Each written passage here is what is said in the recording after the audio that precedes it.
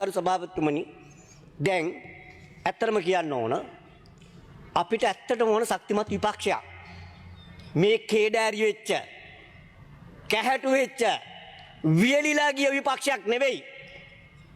සටන් පාටේ අතර ගන්න ඕන මොහොතේ සටන් පාටේ අතට ගන්න. ඒ ගන්න සටන් පාටේ නිවැරදි වෙන්න ඕන.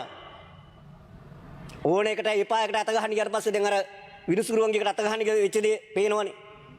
දැන් හැම සටන් පාටයක්ම විපක්ෂයට අයිති නෑ.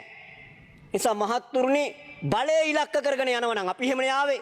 අපි බලයක් ඉලක්ක කරගෙන තමයි අවුරුදු 60ක් තිස්සේ මහජන බලයක් ඉලක්ක කරගෙන තමයි අවුරුදු 60ක් තිස්සේ අපි ගමනක් ආවේ. ඒක තමයි මේ ජයග්‍රහණයෙන් කෙලවර කරේ. එනිසා අපි කියන්නේ මේ මහජන ආණ්ඩුව එහෙම ලේසියෙන් වටන්න බෑ. ඔයාලා හිතපු විදියට සාම්ප්‍රදායික විතර නිල් කොළ විතර මාරු වෙන එකක් නෙවෙයි. අර දැන් කතා කරන්නේ අර වට්ටි අම්මා කියලා කිව්ව රිලාසිරි මහත්තයා. එයා එක දවසක කොළ පාට රිලාසිරි, තව දවසක නිල් පාට රිලාසිරි. තමන්ගේ ඉන්න පක්ෂය මොකද කියලා දෙන්නේ නෝනවත්. ඒ වේගයට පක්ෂ මාරු කරන්නේ. දැන් ප්‍රතිපත්ති ගැන අපිට කියනවා. සැලසුම් ගැන අපිට කියනවා. මහා දැවැන්ත වීරයෝ වගේ.